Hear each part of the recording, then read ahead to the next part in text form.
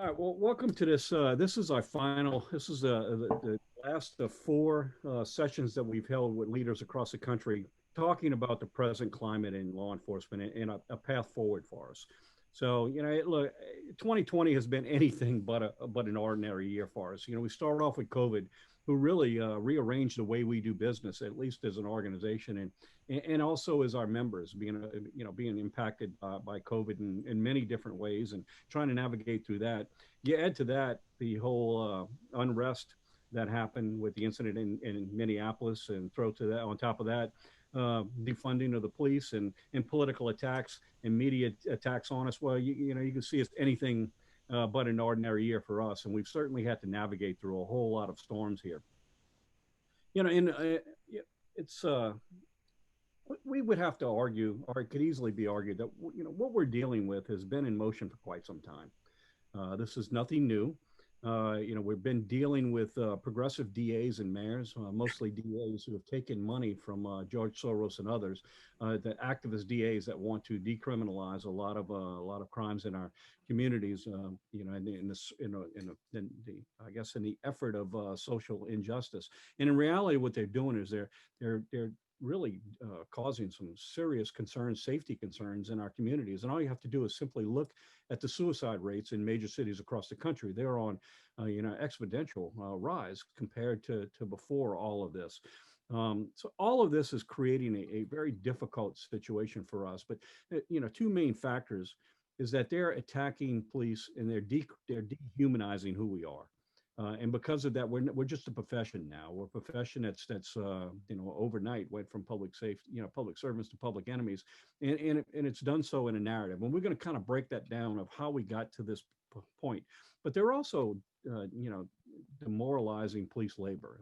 Really blaming us for all of the ills that are wrong with policing today. So we're going to talk about all of those dynamics, and we're going to kind of connect some dots with it, and talk about a goal that we have in moving things forward.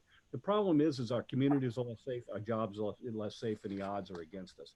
I want y'all, I know I'm preaching to the choir here, but we need to. I'm sorry, I dumped too many pages.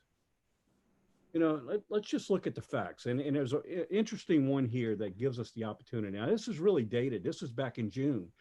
So you got to think that these numbers are skewed more looking at the results of the last election. But 7 out of 10 believe that their police departments are funded adequately or should be increased, not defunded or dismantled. 77%, and this is the interesting one, 77% of Americans approve of the way policing is done, are doing the job within their communities. The interesting thing is that is almost the exact amount who feel that there is a systemic problem in policing across America, but not in their agencies. So what does that tell us? That tells us that because they have a personal connection to their own law enforcement agency, in a large, into 77%, what they're also saying is that they're believing all of the rhetoric by politicians and by the media that there is a systemic problem, but it's not in their community. So none of this really adds up. It really is a matter of perception. And then finally, 81% of Americans oppose of doing away with their police department. You see today where they cut even more money out of Minneapolis. This is a failed experiment. It's obvious. Look at the results of it. I should have slid it in, put it in here, but I don't know if you saw the graphic we have on social media where we're talking about the rise in crime. We have, in some cities, we have an 80% increase in the murder rate in their cities. And it's the cities that are having the greatest discussions on defunding. None of this really makes any sense, but here we are. It's where we find ourselves today.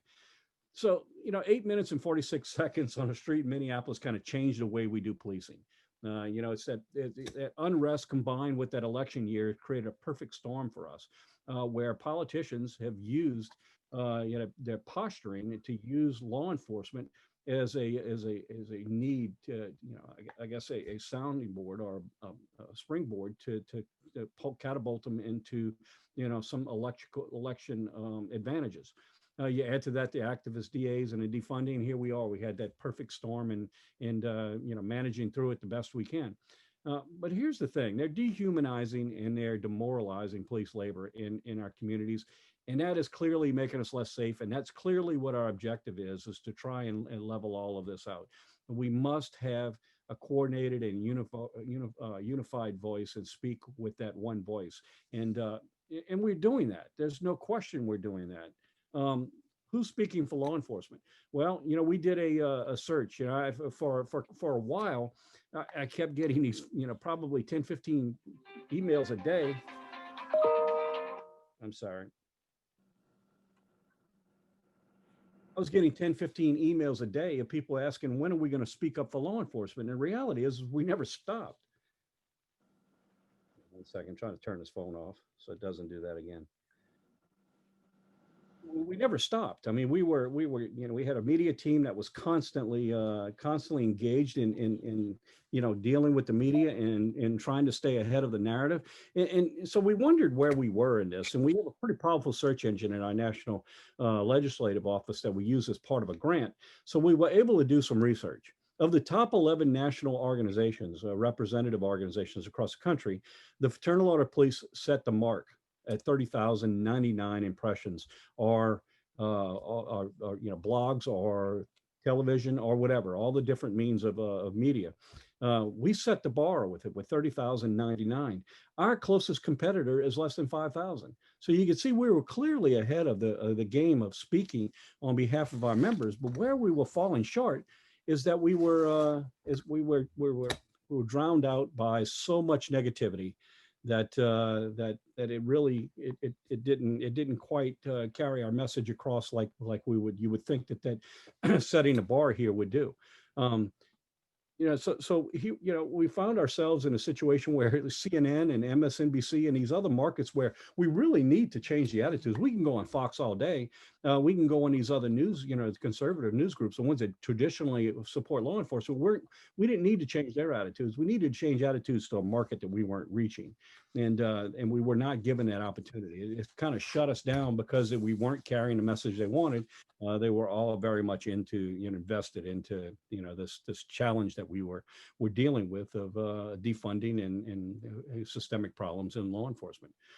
So we recognized early on that our members are going to, across this country, and lodges all across this country, are going to be dealing with a whole lot of challenges.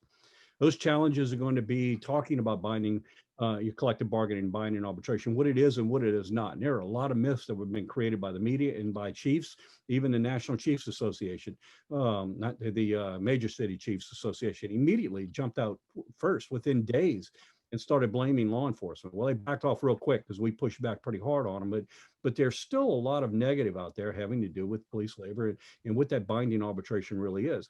The reality is only 2% ever reach court. Arbitration is something that is used in a civil process across the country, not just in police labor. And so what we do is we try to break all these things down, give you some talking points, some real up-to-date statistical data, you to be able to be engaged in these conversations. We recognize that citizens review boards are something that is being done by referendum all across the country. So we focused on talking about, giving a historical perspective on citizens review boards. And you would not be surprised if you look at the cities who have had citizens review boards and have had them for decades. They are the same ones that are on fire. They are the same ones that have the murder rates that are going through the ceiling now. So that myth that somehow citizens review boards are going to fix everything, we try to break all that down and give you some good, solid information and also model policy. If you're going to have a citizens review board analyzing all the different models out there, we feel that one of them is most fair and equitable for both sides. We're discussing and having a task force is working and developing training, for diversity. Our membership, for the most part, is defined by law enforcement agencies because we have a duty to represent. And because of that, we don't get to pick who our members are. Those members, for the most part, are picked by sheriffs and chiefs and administrators. But what we can certainly do, and we can all agree, is that we need to do a better job in building leaders in the minority community and within our organization. So we have a task force working on training that hopefully is going to give us a nationwide training, and we're hoping to have it underwritten by CRITAC, which means that we'll have funding for it to teach it all across the country. We have a use of force consensus model. We have qualified immunity, what it is and what it is not, and it gives you all the talking points you need in order to be able to engage in those discussions. And the most recent one is the new thing that we're all going to be dealing with, and we've been dealing with it for a while, is Brady. The district attorneys that are putting our members on Brady lists with really no way to get off of it. We put together a task force so we can look at the best practices that are out there and give the most up-to-date tools. This is going to be our 2021 battle. Right there, Brady. That seems to be what people are lining up for. I say all this because if you need these talking points, I'm going to, at the end of this email, you're all going, I mean, end of this presentation, you're going to receive a copy of this PowerPoint, and you're also going to receive a number of links. If you click on this link, this is going to take you to a program guide.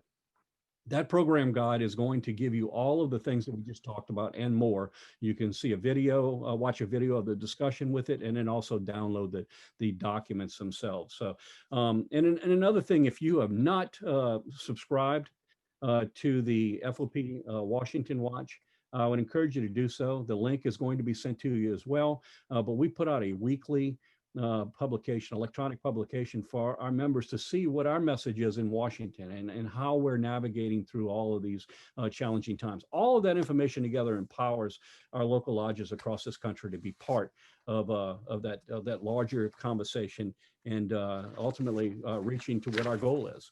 So, to overcome that activist movement, we have to embrace two. We have to acknowledge there's issues and opportunities to improve. In addition to that, we have to be viewed as a viable path forward. We're granted some tremendous powers as law enforcement officers, and those powers weren't just given to us. They're given to us because of the trust of each one of our communities. Law enforcement is a largely a local government activity, and it's by design. We're answerable to the public that we serve in each one of our communities across this country. And you could see from what's happening with that 77% liking their agency, but 33% don't. Well, we have some work to do. And so we need to acknowledge when there's issues and where there's ways to improve our system, and we need to be viewed as part of it. We need to have that constructive view and having that fact-based discussion and moving forward with it. The other thing that we need to focus on, we talked about the dehumanizing of law enforcement. It's easy to hate something when you have no connection to it. It's easy if I have a prejudice, that I don't like something and I don't have any connection to it. It's easy for me to continue that prejudice.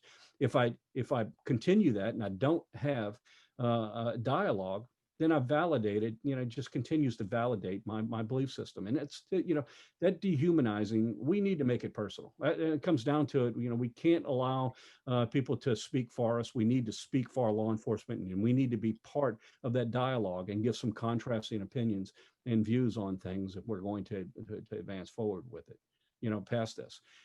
Our media presence is overshadowed by that anti-police impressions, and we're being overwhelmed with it, and we need to unify, and we need to rethink the delivery of our messages, and here we are. That's why we're here today. So let's talk about a little bit of reality where we are. 5-6 months ago, when we started attacking law enforcement and blaming us for everything that's wrong in law enforcement, they had the political calls to defund the police. Well, so now we know from an election cycle that happened a little over a month ago that message did not sit well with America. And so there were tremendous losses across this country for people who embraced that very belief that law enforcement was in fact a problem, which shows the 77% showed up. They disagree. They recognize that we play a very significant role, and they have that personal connection to their own agencies. Therefore, we were able to show that people in America want to feel safe, and doing away with police is not necessarily going to do that. And if you look in Washington, you just had a social worker who was murdered. Just this whole realignment. Certainly we should be part of that discussion on ways to better serve the communities that we have, and recognizing that social services are a very big part of that. But there has to be some balance. And if we're going to defund the police in order to defund that, what we're going to do is we're going to disproportionately create the problems that we're trying to fix. And that is, when an agency has a responsibility to provide services, those services are always going to take precedence over things like training. And they're always going to take precedence over the things that we need to do in agencies across this country to build support. So we have an opportunity here.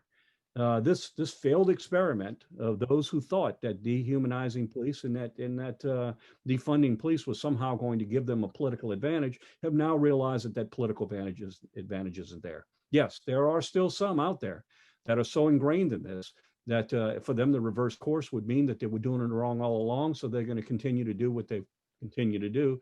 Crime's going to continue to go up until they figure it out. But there's a larger number of people out there that recognize that they've gone a bit too far. So, so we must evolve too. We have to have that open fact-based discussion with others, and we have to embrace the opportunity to improve the criminal justice system. So we put together this discussion group here, and the whole purpose of this is to create some dialogue. So this is not a you listen to us speak. This is going to be a very interactive program. But I'd like for you to know who all is part of this communications team. So I'm going to start off with Jessica Cahill. Jessica Cahill is our communications liaison in our DC office. She's an employee of the FOP. And Jessica, if you could introduce yourself and tell us a little bit about yourself. Sure. Thanks, sir. And thanks everyone for joining this call. As Pat said, my name is Jessica Cahill, press liaison for the FOP based out of DC. Prior to joining the FOP, I was working on Capitol Hill as a communications staffer and was also the director of media relations for a small DC public affairs firm. Okay, great. Thank you, Jessica. And if you could, we partner with Shadwell Global Partners, and Monique, if you could introduce your crew. Thank you so much, Pat. Good morning, everyone. My name is Monique Tappy. I am one of the co-founders of Shadwell Global Partners, along with Gary Coops and our team member, Jake Novak. I have over 25 years experience working in media relations, grassroots, in particular coalition building and public affairs. I helped to build the #1 multicultural agency in the country, which we sold to Dentsu Aegis Network, one of the largest marketing firms in the world. My focus over the last 20 years has been, or last 10 years, I should say, I was the chief strategist for the United States Army on mission critical programs pertaining to multicultural communities in the United States, particularly in support of getting boots on the ground in Afghanistan before the Pakistani Pashtun, Afghan, and Iranian communities living here in the US, as well as shifting perception of the African-American community and Asian communities here in the United States. In particular with the African-American communities, there was a perception that Army was recruiting them really to put them on the front lines and get them killed. So we worked out a program for them over many years to really change that perception, working with different organizations here in the United States, and in particular, the multicultural media to better reach the communities that had that. Having said that, I want to thank you. This is very personal to us because I grew up with a lot of NYPD, and the gentleman I'm with is a federal law enforcement agent. So thank you, and thank you for all that you do. And I'm going to hand it over to my partner, Gary Coops. Thank you, Monique, and thank you, Pat and Jessica. My name is Gary Coops with Shadwell. Brief background, I spent 15 years in Washington in politics, working in presidential campaigns on Capitol Hill. I transitioned, and now I specialize more in media relations, reputation, the media landscapes, content, and crisis. I've spent the last 20 years on transformation in corporations like Ford Motor Company, FedEx, GE, Bank of America. And I think in working with Pat and his guidance as we've thought about the toolkit and hearing from many of your local lodges and state lodges, there are a number of tools that hopefully we've developed that can be useful to you. And I'll flip it over to Jake. Hi, again, thanks everyone for joining this. I've been a television news producer for about 26 years now. I've also been a national editorial columnist, produced and run shows for CNN, Fox, and CNBC, including some smaller networks. But I started out in local news in some smaller parts of the country, and I grew up in some smaller parts of the country, and also grew up in New York. So I've got a lot of national experience. And in addition to the media expertise and kind of understanding how to get the message across and get some people messages across, I've also done a lot of work and written extensively about the media's outlook and long-held myths and thoughts about crime and police work. It's been a big part of my work from an economic standpoint, trying to explain to people the correlation between crime and the country's economy and the way we think about it. It's all wrong for the most part, things like that. So I come to this with some particular personal interest and also just about a quarter century of experience in the media.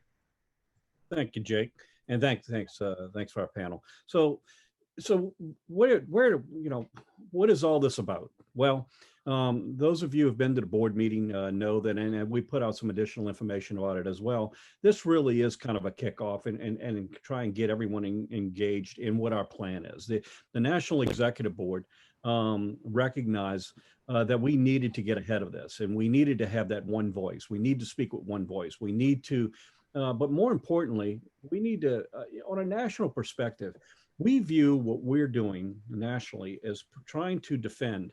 So we're playing defense. We're defending all of these, all of the things that we've been able to provide, both for stability for our profession and for our job, for the law enforcement, community, and also for ourselves, our families. All of that, everything that we've been able to build all this time for 106 years of our existence. We're playing defense, trying to defend those in a very rocky, road right now in Washington, trying to navigate through that. But we also recognize that if we're going to be successful, it showed you the numbers where we're leading the pack when it comes to speaking for law enforcement, but we're being drowned out by the negativity, by the news, by the larger news media, industry. We need to change the way we do things. So here we are. We created a toolkit, a grassroots toolkit, designed to empower all 2,188 lodges across the country to be part of this discussion, to speak with that one voice. I told you on the national level, we're working defense. Well, every one of our lodges across this country should be working offense. So this toolkit is designed to really do two things. It's designed to allow us to be part of a fact-based dialogue and build those relationships, those personal relationships, and make it personal. So to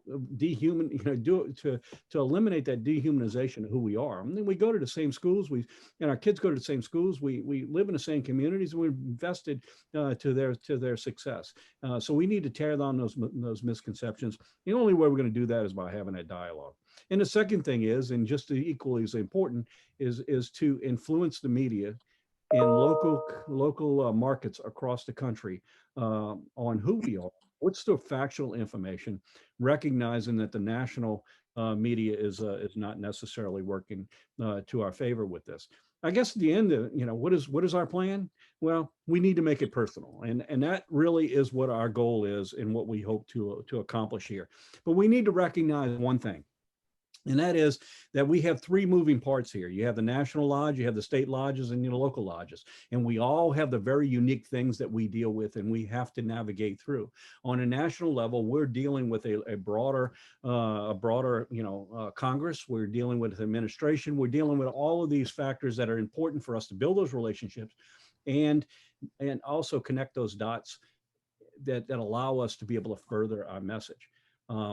On a state level, you're doing the same thing. You're dealing with the House, your House, your state houses in both the Senate and House and trying to navigate through them. And in the cities, local lodges, you're dealing with those local communities, those local commissions and those local councils, trying to do all of this. But what we do overlaps. And we need to be very conscious of that. And that's why we put together a task force to create these different talking points so that when we speak, we're speaking with one voice and we're speaking with factual information.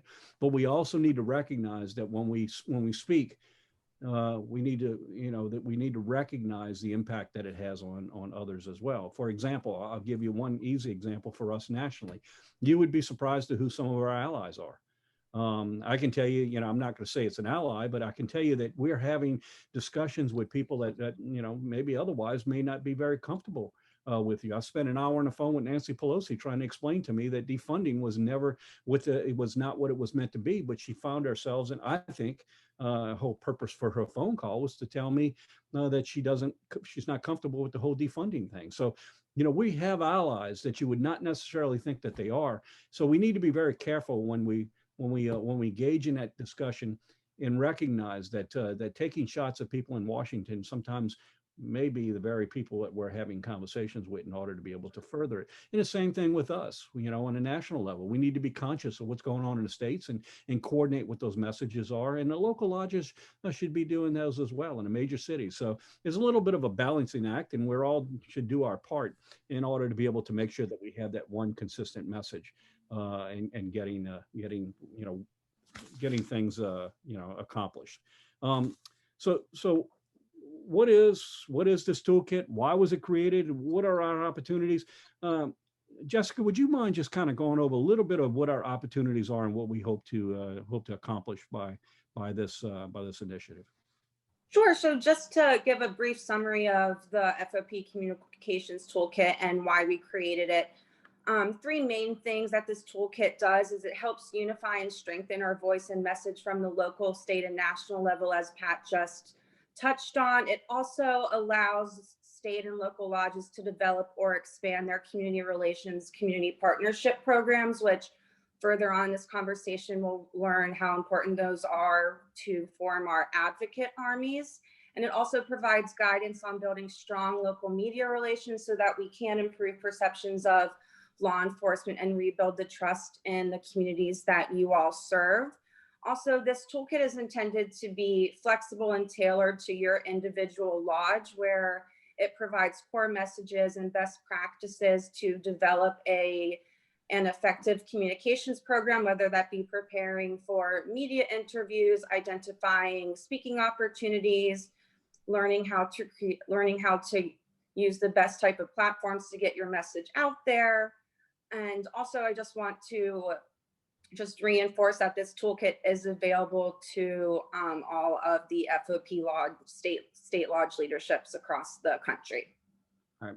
Thank you, Jessica. No So problem. let's start diving into this a little bit. Let's create some of this discussion. Gary, I'm sorry, Coops, could you? Yeah, no, and thank you, Pat. To build on what Pat and Jessica said, the kit is really something that's to be flexible, tailored to fit obviously priorities, different market landscapes, but it also takes into account Pat's point about this unified message that, and the way the reporters look at the world is really flat, that what happens in a Dallas, a Denver, Chicago, Nashville is also relevant in New York. But we also tried to put tools in there with Pat and Jessica's guidance that take into account the media landscape.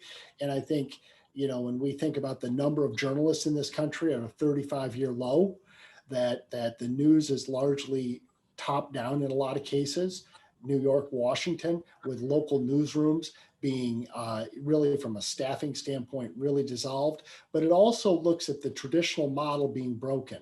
And this is where, as we've talked with some of your lodges, being the fourth of these Zooms, we've heard where, they've thought about their digital footprint, how they've thought about their use of video, social media. And what's really interesting, and I hope some of you have a chance to talk about what you're doing when we look at what Colorado and Illinois are doing, are creating their own almost newsroom that creates this destination, credible, factual source of information about what law enforcement is doing. And then you look at what Louisville, Columbus are doing as we talk to them about working with newsrooms to stream unedited. We're going to talk about that and build on that, and Jake can bring some additional insights to this. And then the other thing that Pat touched on is the allies, advocates, coalitions, and thought leaders that can be advocates, validators, amplifiers of your story. And they're often contrary, it's counterintuitive. Some are interesting bedfellows, but as we've been hearing from lodges, that dialogue really changes the tone. In some cases, it neutralizes the reporting. Some cases, it amplifies the story of that reporting. So as you take Jessica's kind of 7 points, what's in the toolkit, and then think about the 5 ways we've thought about how it's impacting lodges, you know, that's where I think there's some tools that can be built into this. And Monique, do you want to kind of jump right into the coalition advocacy ally part of this and hear from some of the lodges as well? Yeah, to Coops's point, and even Pat referred to his conversation with Nancy Pelosi earlier. One of the things that we learned is there needs to be a stronger focus on your coalition building, community relations, enhancing and formalizing those programs, particularly within your multicultural communities. And, Pat referred to, you'd be surprised at who your allies are when he was talking to his conversation with Nancy Pelosi.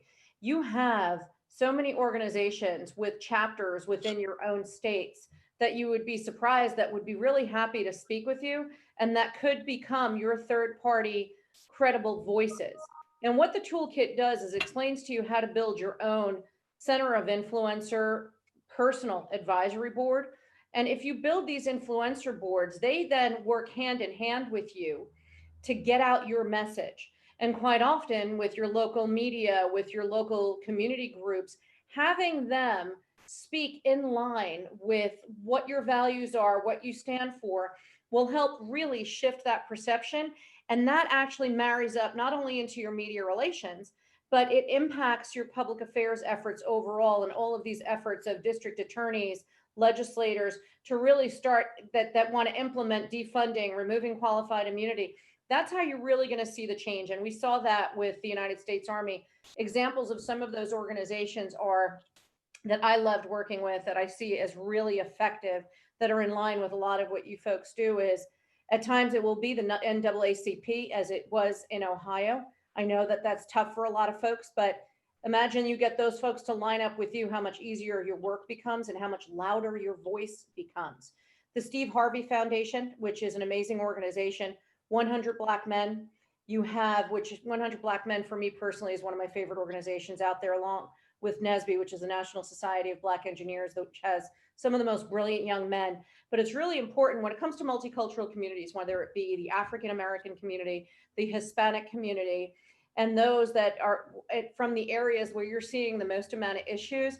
Over 50% of those households are run by single parents, quite often by moms. So you should look to the mother groups that are there and look to identify who are the influencers within those organizations. Organizations like the Deltas, which is an amazing organization, the oldest Black woman sorority in the country, that has amazing leadership programs, mentorship programs, things that would really coincide with some of the work that you're doing. And it's really important when you're building those coalitions and those influencer boards for yourselves, that you stay away from those that are politically motivated. You don't want politicians in there because they usually have their own agenda. You want people to be in line with you. And the local business leaders, nothing's better than aligning with them. And you formalize your efforts and you create what we call a cultivation meeting, which within that cultivation meeting, you speak openly with them on what your agenda is, what it is you're trying to do, how you're trying to build trust within the community, and how you're trying to show exactly who we are as human beings, and how your objectives and theirs are completely aligned, because like them, you are parents. Like them, you want a better life for your children. And you base the conversations on your commonalities, not the differences during that first meeting. And that will open them up to really listening to a lot more. And in doing that, you can then iron out your differences and meet in the middle. And you'll see through the process who is going to be your strongest ally. And that's who you work with hand in hand. And then you do media interviews with that influencer and yourselves speaking in that one voice. And then that little army, especially at the local level, because there has to be a bottom-up approach that meets with national and the tone of the messages, you will start seeing a great shift in that perception. Now, I'm going to stop there so that we can have this interactive conversation, because there's a lot of states, as Coops mentioned, that have started their efforts, that are working to try and get there. This approach allows you to be more proactive and more on the offense than the defense. So I want to go over to Stigo, we'd love to hear what Colorado's doing. And throughout this conversation today, we'd love it if folks just chimed in to tell us what you're doing in your states, what it is that our team can do to help you really advance your efforts. Well, good morning, everybody. So, unfortunately in Colorado, we had Senate Bill 217, which was the kickoff for the country. And, we're ground zero when it comes to police reform bills. They had a special session down at our legislature, and in 11 days, they came up with this bill after they said they only wanted things that were fast, friendly, and free. And once they got rid of all of the other bills, it turned into this nightmare that we had. But some of the big topics were qualified immunity. The Brady issue is one of the things with due process for the officers. And they came at us hard and heavy, body worn cameras. And a lot of the things are items that we're okay with and that we wanted to move forward with. But in 11 days, it was just pushed through. What we've done since then, and with Adeline Hodge from Frontline Public Affairs, who's our lobbyist, and with Amy Faircloth, who's our public relations person, we've created a coalition with the chiefs and the sheriffs. We now have a website with them that addresses all of the issues that are out there from Senate Bill 217 that we can now push legislators and the public to, so they can see what we're going through and what we're trying to do, and going along with what Coops and Monique are talking about, letting them know what our agenda is and how open we are to fixing the problems that are out there or addressing the problems that are out there. Amy and Adeline do an unbelievable job for us. And in a minute, I know they didn't sign up to talk today or anything else, but I think the partnership between the locals and then talking with you, Monique, and Gary and your company, and figuring out more on how we can do it, because it's only going to help us nationally for that bottoms up program. Because the locals are going to be the hardest ones for me that I think we're going to have to get on board. I think the states are where we're really going to get on board with the national, and at some point we'll push it down. But right now, to me, the states are the big push, because the locals, they're all over the place, and we have so many of them. But I have a suggestion, because that's been a comment from folks that they have done efforts. I know in Ohio they did efforts, which, quite frankly, from our expertise, I was really impressed with the avenue that they've been going down. But I understand that there can be a lot of pushback from locals. So I think there has to be a balance, and your PR folks will know this as well. Between the same as a corporation will be a balance between internal communications and your external efforts. So I think that there's got to be a point that you come to there. I also want to go over to Jake, for Jake to provide perhaps some feedback on how those coalitions marry up into media relations and his viewpoints from the local levels with his experience on the reporter side. Hey, Mona, just one more thing that I wanted to add, and this is to echo what Pat was saying, like talking with the Speaker of the House. And when I say we, it's more Adeline and Amy, but what we have done is we have gone after, and we have the relationships with the people that came hard after us. And through the relationships that we had, as much as it pains me and I want to scream sometimes, even when they're telling me this is what we have to do, it's really helped us in the long run, because then they're like, look at the FOP, they're reasonable. Okay, they want to work with us. And a lot of the changes we were able to get into that bill, and the things that we're looking to change now in cleanup bills, are because of the way we handled ourselves. And it wasn't kicking and screaming the whole way, and we were reasonable. So that's another, I just wanted to get that out there, that it's very important to be that way. Sometimes we have to put up the fight, but most of the time it's the reasonable side that gets us somewhere. So Stigo, if you guys do the proactive multicultural COI approach, the influencer board approach that I spoke of earlier, you then have those folks that are very influential from the community that are speaking to the media, and in turn that impacts how that legislator that you're talking about giving you a hard time, that legislator all of a sudden takes a step back because he's hearing from his constituents, we're not okay with that. And I want to go back to Jake now real quick, and then I want to call out some of the other states and have others please chime in with us on the issues you're dealing with. Well, you'll hear Monique, Gary, and I talk a lot about how this has to be kind of a trickle up effort going from local to the national level to get their attention. And one of the great advantages you have is that there are so few people in the news media today who have any voice whatsoever, who are actually on the front lines of anything, whether it's a good side or bad side of anything. Most of us are just talking about it from an observational point of view. Police officers are there, and then the other group that I think that really has an opportunity for great partnership is small business owners who are really going to be more. You'll be able to find them a lot easier. At the local level, and especially minority small business owners, who I think in lots of parts of the country, most small business owners are minorities, so you kind of get it very quickly. And talking to those people who don't want their windows smashed or their walls graffitied or their customers harassed or things like that, and to get their voices there. And it's a great way to shame both the local and the national news media into getting those voices on. Now, in the case of the local news media, those people are their potential sponsors, so they're going to listen. And also in the case of the national news media, they know in their hearts that they're not seeing any of this firsthand. They don't really know one way or the other. And once they do go to some of these places, sometimes you get them to change their tune. So partnering with the people who are actually involved in the situation. Remember, the police officers aren't the only ones being demonized and victimized here. This is the small business owner, the people who live in these areas. They're absolutely on the front lines here. And as we saw in the polls, they were among the groups the least in favor of any defunding of the police or having fewer police in their neighborhoods. So there's a lot of opportunities there for partnerships beyond official organizations and beyond just a chamber of commerce. I think let's take a look at some of these businesses, some of these smaller business owners, especially minorities. That's where you're going to get your best chance of getting on the air.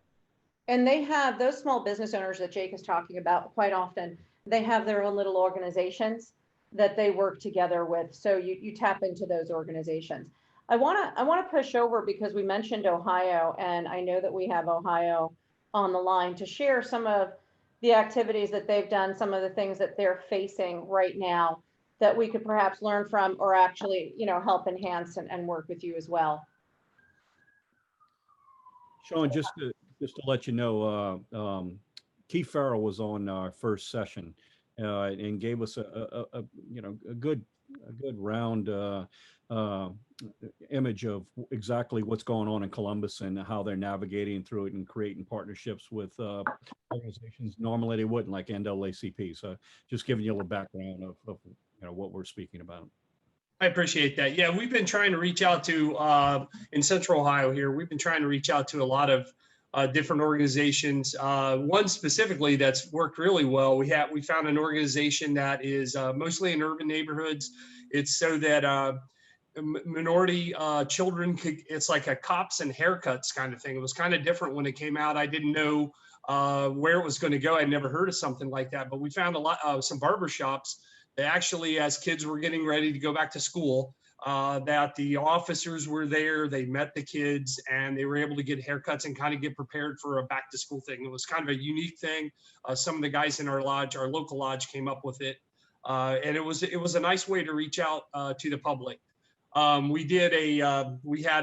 been several, also this time of year, like a lot of lodges have a Christmas program where we do shopping with the kids, those donations where the officers actually go and shop with the kids, similar to Shop with a Cop or Toys for Tots, something like that. So we've been doing those kind of programs. They are really good. I will say to everyone out there that's doing them, expect that those detractors that are out there are still going to try to take away from your positive message. So I was looking yesterday. We are in the middle of we had a shooting here last week. It was with a task force, a Marshals task force. It's become pretty controversial. The DOJ's announced on Wednesday, they're doing a civil rights investigation coinciding with the investigation here in Columbus. It was one of our Franklin County deputies that was on the Marshals task force. So it's getting hot here again with that. We're hearing that it's starting to make national news, and we saw that some of the comments yesterday, even though it was in the middle of this Christmas program, we were getting negative comments from people saying some pretty terrible things. So I just want to tell everyone out there that even in doing the best things, you're still going to get those negative comments. Try not to let that dissuade you from doing those positive things. and coordinating those positive messages. Sean, I have a question for you on the programs that you guys are doing, because I really see that you're going in the absolute right direction from a strategic standpoint in my learnings and doing this for Army for so long. Do you have a formalization of these programs? So when you talk about like cops and haircuts, do you have the leaderships from these organizations, and are you putting them into a regular quarterly meeting? And if not, that is how you start formalizing those programs. So you take the leadership from that, the folks that you're working with on the Toys for Tots, and other organizations that you touch with, and you have regional meetings in the states. First, your cultivation meeting to introduce what you want to do as far as community relations go. And then you'll see who are the folks that are going to tag on to do this on a long term. Have you guys been doing anything like that? Well, with some of them, not with all of them. And it's probably a good idea to try to get all of them together at one time. There are a couple of them that we have an ongoing dialogue with. We have a new one called Bridging the Gap. It's actually this young minority student here in the Columbus area that has really come out and been one of our most highest vocal supporters. So we've been meeting with some of the groups regularly, but not all of them in total. And that's probably a pretty good idea.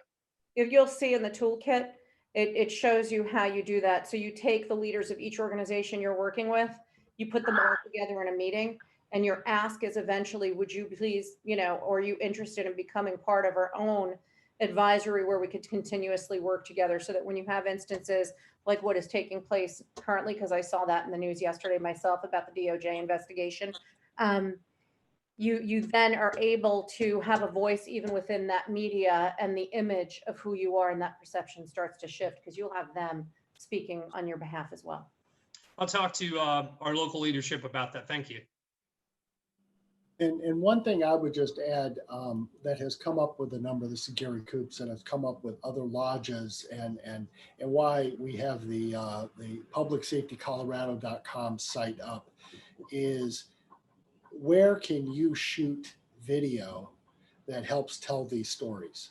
Because local television stations, they've got skeleton crews, but whether you're television, print, or radio, all of them want video. Video is the fastest growing medium.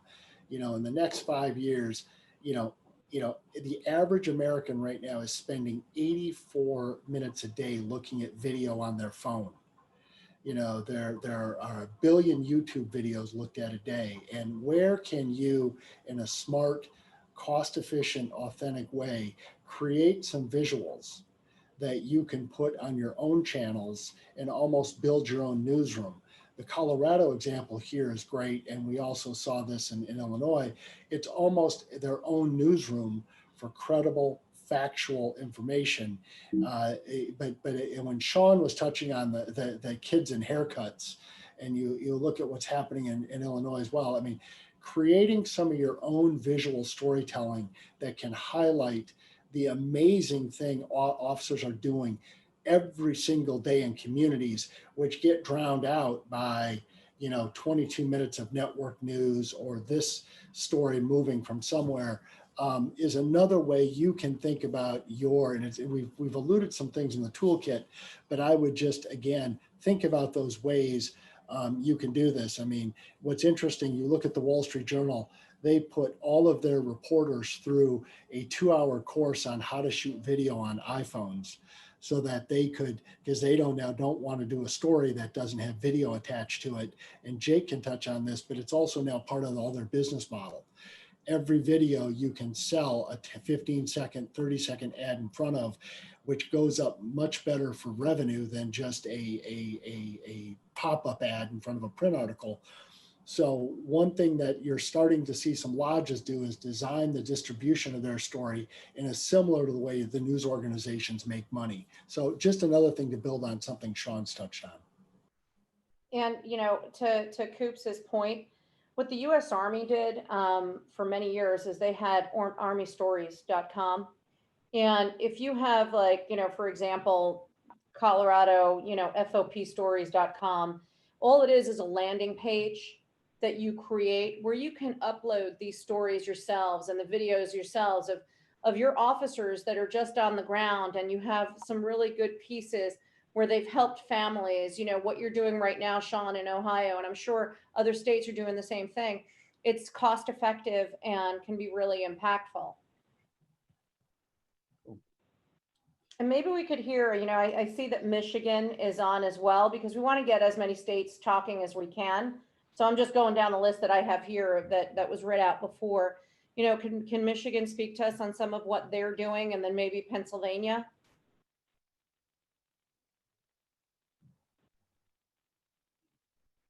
Is Michigan on? Let's try Florida. You get Florida, Utah. Trying to look Alabama.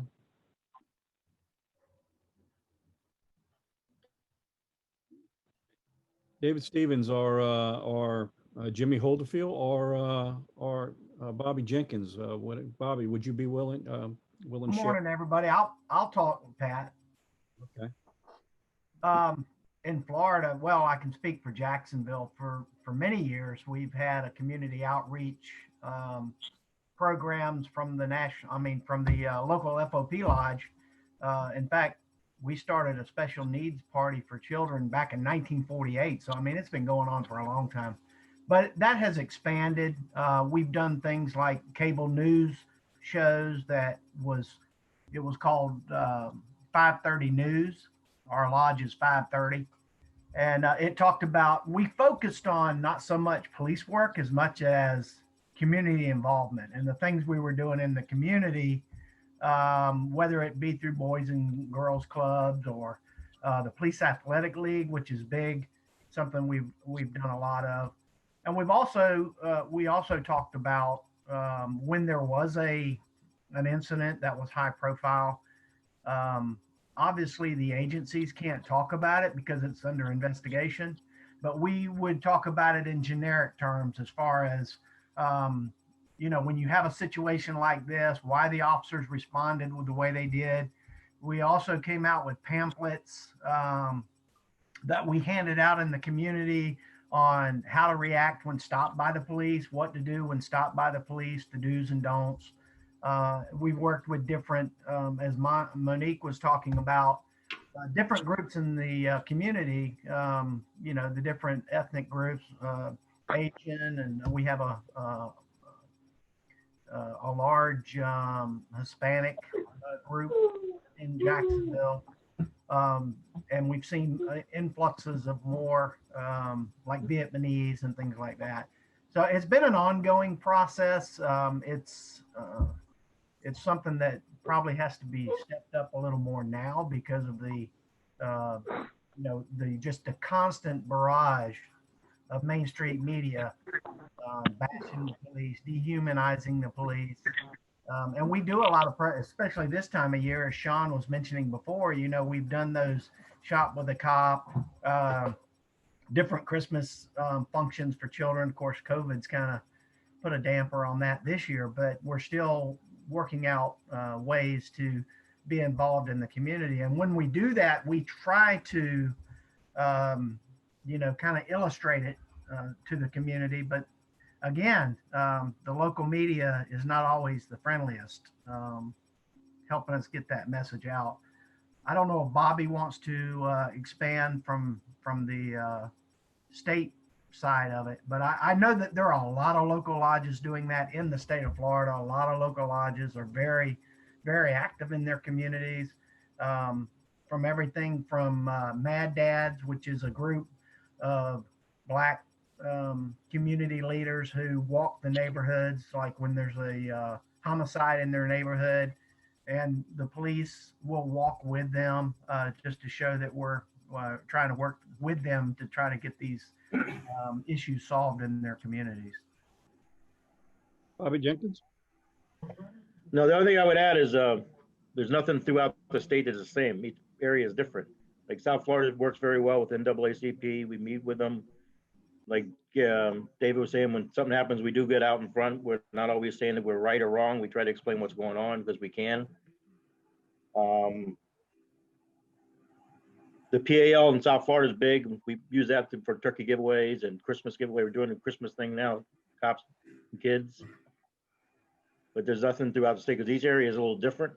But the good thing we have is most of the people in the area like us, even though we don't think so sometimes. And the governor is actually very great with the stuff he does for us and doesn't allow that stuff to occur. So we're fortunate that even though there is a new legislator who wants to take on the things that he wants to do to help us out and back us up. So, I mean, it's different. There is no, I mean, we have just as many minority officers as we do regular officers, if that's what you want to call them. I mean, we're cops and kids, cops and whatever. Just everybody gets a bad rap on it. Thank you. Bobby, to your point of what you're saying, Army, people would ask questions on, especially from the Muslim communities and the work that I did, the African-American communities, Hispanics. And what we always would state was that Army only sees green. That's all we say. And I think it's the same for law enforcement. Law enforcement only sees blue. And from the information that you shared, along with what David Stevens has shared, just a suggestion, those efforts, because you're saying, down in the South, they talk to the NAACP, formalizing, and I cannot state this enough, formalizing those efforts and creating those influencer advisory boards that you meet with quarterly, having multiple folks from different areas meet. And perhaps, because the idea that from listening to both of you, because the amount of lodges, if you formalize those efforts, you could break up Florida into regions where lodges start working together to bring their COIs together. And you create that army of advocates that's really needed at the grassroots level. And you speak to who you are and what you stand for and how it really is in line with who they are and what they stand for. And those army of advocates, those are the ones that will shift perception at a national level. And those army of advocates is what's going to get you really good policies for both law enforcement and the communities. I would just say I would agree with you 100%. We do meet with, like, each department has a different thing. We have Memorial Day weekend on Miami Beach. And it's been a big thing where DOJ comes every time, and we're actually the model department for dealing with it. But we meet with them on it, and they've backed us up. This ain't the first time we had a problem with a police incident, and the community leaders were behind us the whole time doing it. So, I mean, you're right. It works both ways. Yeah, you could formalize those efforts, and you could even make that a heck of a lot stronger. I'm sorry, Jimmy. Bobby, just to add to that, and then we'll get Jimmy. I think if we're really going to be effective with this, is we need to, not just in Florida, but everywhere, we need the local lodges to create those boards of influencers. That's conversations we're not having now. So if each lodge would reach out and find those people who are key people in a community, it could be business, it could be other activist groups, bring them in, just spend a day at the lodge. Just tell them it's a scheduled meeting. You have a good, strong agenda, and the agenda is going to cover, these certain things. Invite them to come be part of that conversation. And if it's put together correct, what we're going to find is people who otherwise we're not talking to would be coming in and helping us exactly who we are. We're learning two things by that. Two things accomplished. One, we learn what their concerns are, and two, they get to hear what our dialogue is as well. So all of that is beneficial. And I think that's what we need to do is we need to take what you're talking about and just expand it to each one of our local lodges. With that, Brother Holderfield, our National Secretary, would you like to chime in as well?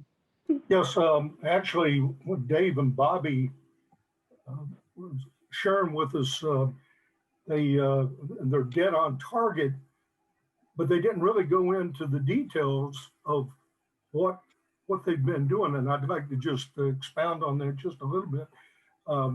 David obviously was our chairman for many years of our foundation, and our foundation board, the FOP Foundation Board, meets on a monthly basis and reviews requests from various nonprofits. And a lot of those requests for funds or help on various events are from the African American community, in which we are a funding mechanism to assist them in those projects. Another thing that we've done over the years is made sure that we had volunteer representation from the FOP on boards such as the Urban League in our particular area.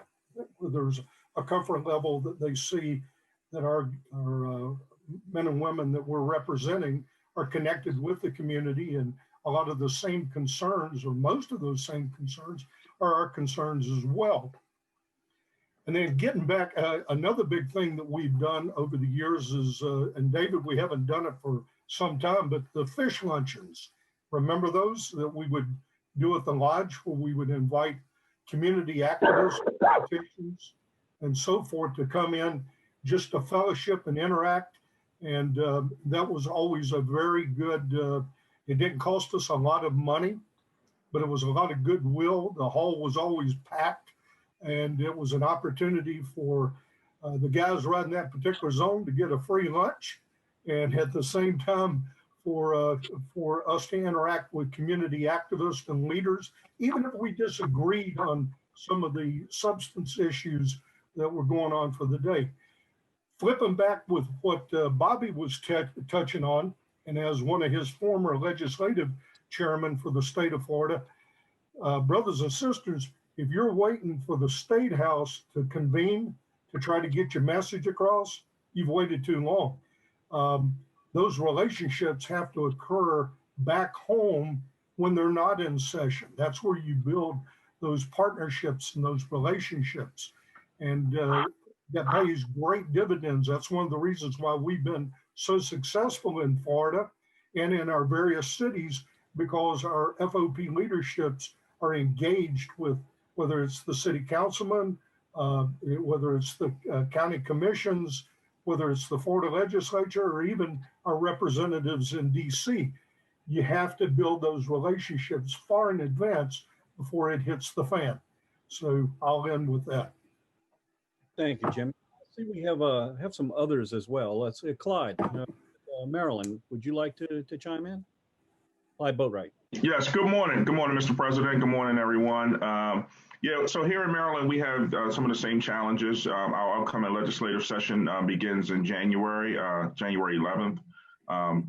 And one of the big pushes against us this year is going to be the attempt to completely repeal our law enforcement officers' Bill of Rights. And so a lot of the national conversation is now influencing the local politicians. And as Monique said earlier, you know, it's important to have those relationships with members of the community so that they can kind of deflect some of the message. And that's what we're seeing. The national fallout as it relates to the presidential election and the calls for defund police is bearing the same fruit here in Maryland. We have a lot of members of our community who do not support that narrative, but they're the silent majority. So they're the silent majority, and they're not necessarily being heard. So it's been our push here in Maryland to try to get those voices echoed and get those voices out there. So we've just recently contracted with a PR firm, a local PR firm that's has a lot of history with dealing with local politics, and they have those relationships with local politicians, because ultimately we need their constituents and their voter base database in order to get our message out to the people that is really going to influence this. And so, you know, we strategically went through a number of different I would say interviews with various media relations teams out here in Baltimore, and we wanted to pick the group that has the best connection with the community. And so we just had our first cultivation meeting with our media team on yesterday. And so the message is, it's already written, and, you know, they just needed content. We gave them a lot of content. So we're going to roll a lot of that stuff coming out over the next 2 weeks. And you'll start to see a lot more from Maryland as it relates to us getting in the fight. You know, I'm just taking over in September, so the vice presidents and I, we're all newly elected, top of the board. And so we've done a lot of media in our local jurisdiction. So a lot of the local constituents know who we are already. To now see us elevate to state lodge leadership is just only going to enhance those relationships. So I'm really, really interested in this information. It's been very helpful so far. I got like 3 pages of notes. When you see me with my head down, I'm just writing. So thanks again, Mr. President, for putting this together. And I look forward to working with everyone on the group. Right. I have a couple of questions for you. Sure. Where are you in Maryland? I'm in Baltimore. You're in Baltimore. Okay, so you're only a few hours from me. I'm in Brooklyn, and I know Baltimore really well. I spent a lot of time down there doing this work. What are you doing? Because I hear your media relations efforts and what you're doing in that and how you're formalizing those efforts. What are you doing, or what do you plan to do with your, have you reached out to community leaders and not the politicians, because you don't want those. You want the business leaders, the small business leaders, minority business leaders. You want to get, your local 100, the local Y, Boys and Girls Clubs, the local, sports athletic things that influence kids with your mom leaders. What are you doing there to formalize it? And what are you doing with particularly, and, for diversity and inclusion, you're with your multicultural media? So for me, the blessing of it is I had a statewide campaign for the last 4 years as it relates to my school resource officers being able to carry guns in schools. And so I developed those relationships with our many community stakeholders already. And so we've just continued those conversations, on a solid level now that it's more of a statewide FOP issue now. So I'm using those relationships I've leveraged with my local lodge and bringing them now to the state level, because those people have influence over the local political leaders. And that's the same for the other two, first vice president and second vice president. Those guys are down in Prince George's County, which is about an hour away, closer to the DC market. And Angelo and Will Milam, they have those same kind of relationships that are like their local relationships that are now extending to a statewide partnership. Okay, because just think about what I said earlier, formalizing that into quarterly meetings. Yes. And you allow those COIs to influence your elected officials and politicians. Yes. That's where that's going to really help you. And then you turn that into your news stories, particularly within the multicultural media markets, because that's also going to impact, as you all have issues as well on recruitment and retention. That'll impact your recruitment and retention and get you a much more larger, diverse group, because that perception starts to shift. And they start to see really who you guys are as an organization. Yeah, one of the things that we had to address was our social media imprint. We had to basically come of age. We had a lot of dated material or a lot of politically charged material. And so since September, we've kind of changed the way we operate as it relates to our digital imprint. And so we're now starting to see the fruits of that labor. Because we're now starting to get more engagements on our pages, and we're tracking all of the different analytics as it relates to our Facebook and Twitter and Instagram and things like that. And for whatever reason, I didn't know this, but people like pictures of cops and cars. I mean, they love it. So we're getting that goodwill, doing the small things and just getting away from the political noise of the rhetoric and things like that. We're just doing happy stuff. And like this picture that's up on the screen, on the share screen, just cops dealing, just doing regular things. I mean, New York Times articles on police officers and things like that. We're just kind of get that message out there that our police officers are part of the community. That's great. Thank you. Absolutely. I see we have a few other states. So let's bounce through those real quick. I see we have Brett Jex, the president of Utah. Brent, do you have anything you want to share? Yeah, thanks, Pat. After back in May, and after everything touched off, we've actually had a multi-year, long-standing relationship with the NAACP here, and one of the first calls to me was from the NAACP leader here, saying that that as all the riots were going on, that she was actually thinking about us, and what can we do? And so we immediately put out a press release about a joint cooperation between the FOP and NAACP on figuring out resolutions. We took it one step further, and we went to we've had an at-large seat on our post council for the last 8 years, and we went to the governor, and we gave up our at-large seat on post council, advocating for NAACP to be on there, and talking about how they should have been on there for many years. And one of the things that did was that actually spawned one of our state legislators to run a bill to give us a permanent seat on post council. with NAACP backing that. One of the other things that we did was we had some really uncomfortable conversations.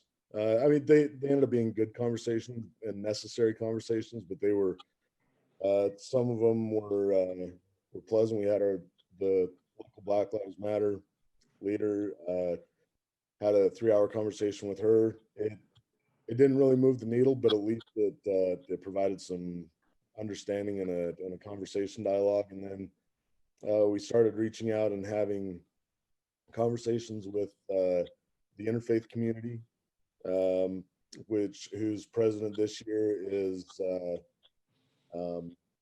Muslim, and just reaching out wherever we could to facilitate the understanding and dialogue. And I don't know how it's going to look for us this upcoming legislative session, but it's less than what it was going to be.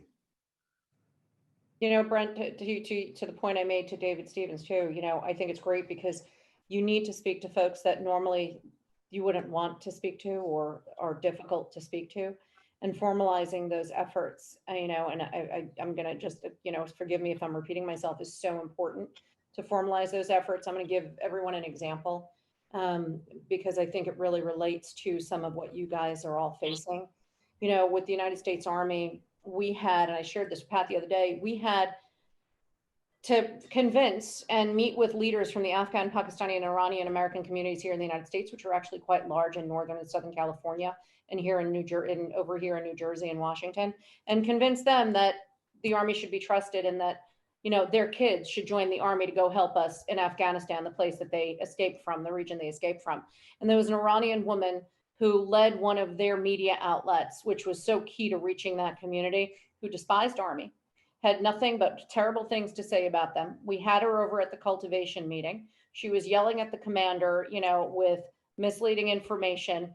And that relationship, because the dialogue got started, and even though it was very contentious in the beginning, within a year, she was actually working on behalf of the Army to put Army's message out there because she was educated on who they really were. So don't be afraid to go up against the folks that don't like you. They're more important than the folks that like you, because folks that like you is going to go out there and say good things anyway. You got to change those minds and hearts, or at least get them to respect you, to lower their animosity. Yep. So let's go to Justin in Delaware. Justin, do you have anything to add? Yeah, let me get this. So the big thing we're seeing, obviously, as we're seeing a lot of fallout in Delaware as the home state of the upcoming or president-elect. We had a lot of turmoil, especially after our endorsements came out. So we've had a hard time, especially with some of the community groups. There's a lot of tension that goes back. We're such a small state. So the shootings and assaults are rare, not as much. But what we're facing is a lot of backlash from the old ones.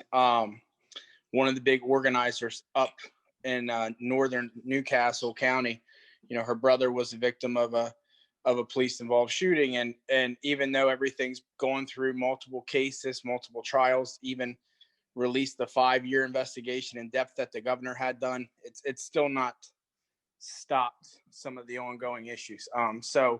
But we've been reaching out. We are doing a lot of our local, especially localized, because we're so small, partnering with groups that are just kind of for the entire community. We're doing a lot of things with cancer awareness, different cancer awarenesses through different lodges. Sussex County, which is the lower part of Delaware, has a high influx of a Hispanic population. It's actually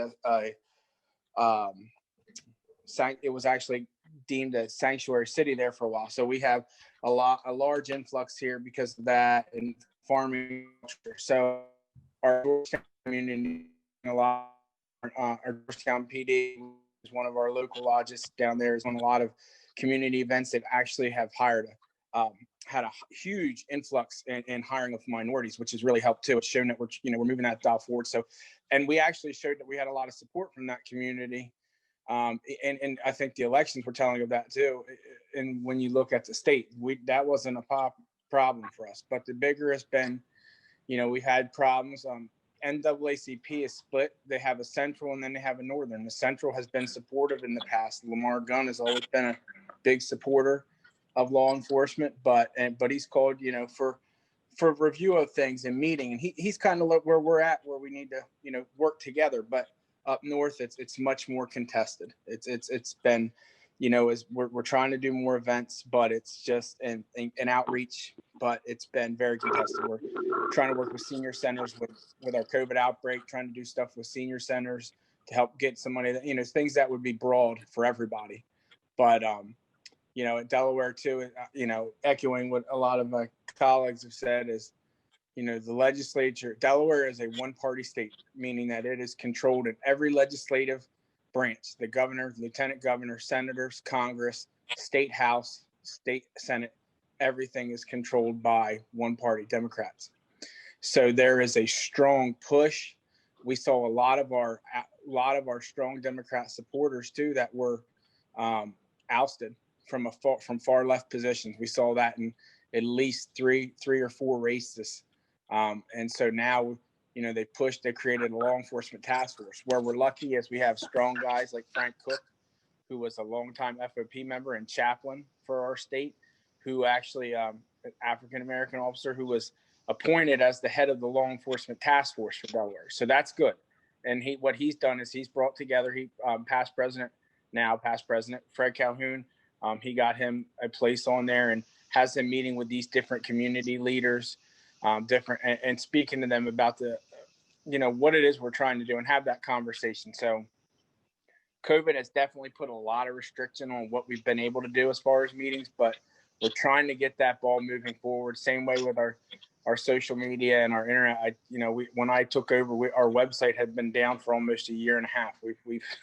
So we're getting those things moving. We've got a site up now. We're working with developers every day. We're trying to work on getting a video series done with some officers in the different communities, especially up north where we have our strongest FOP presence. And then, just build those ties back. I mean, we even got told yesterday, the message from the governor's office yesterday that I got was, we've got damage control to do with him and with others. So there's a lot of fallout over that political, over the political things that happen. So we're trying to work past that and hoping, like you said, if we go through those communities and kind of get things back on board. So. Thanks. I see, Rich, I know you're driving, you're listening, you're not on Zoom, but on the phone. Do you have anything to share?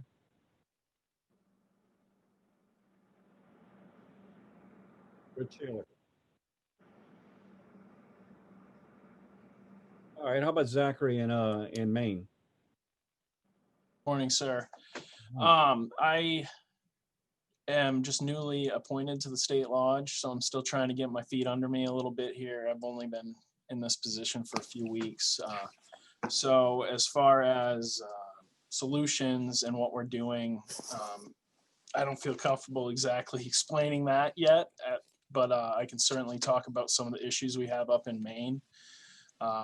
A lot of homelessness and a lot of heroin issues. And due to that, we have several different alliances in the community. The Health Equity Alliance, for instance, which is super supportive of people that are suffering from drug addiction, but on the other side of it, they're also super against law enforcement. And they seem to have quite a foothold into some of our local media, not all of it.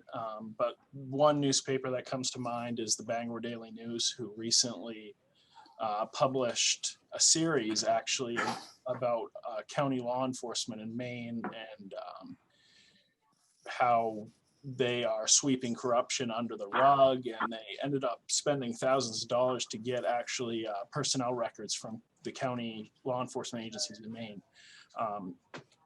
So just listening to everyone talk today, I think it's just gonna boil down to sitting down with these different alliances we have in the community and just try to build that relationship. So those articles that come out in the media and stuff don't get traction, or they disappear altogether. Okay, thanks. I see we have a Pennsylvania number, but I'm not sure who it is. You have anything to add? It's Joe Regan, Pat. Hey, Joe, how you doing? Would you like to speak? Okay. Just to add that we got our new legislative session coming up, and what we're battling is a challenge to our discipline section of our collective bargaining law. So we're gearing up with the legislative committee for that. We've always had a PR firm that handles all our social media and accounts and tries to push out messaging on a routine basis. But we're facing a lot of challenges in Pittsburgh and Philadelphia, and particularly in Philadelphia. They tried to pass a local ordinance to circumvent state law, and that's already being challenged by Lodge 5 in Philadelphia, which it's illegal. And they're trying to take away our grievance arbitration as it pertains to discipline based on, again, a false narrative. That's kind of it in a nutshell from Pennsylvania. All right. Joe, this is Monique. I know you can't see me. I've done a lot of work in Philly, and Pennsylvania is an important state to me because I also own property over outside of near Nazareth in Wind Gap. And when it comes to Philadelphia, we have a lot of contacts down there.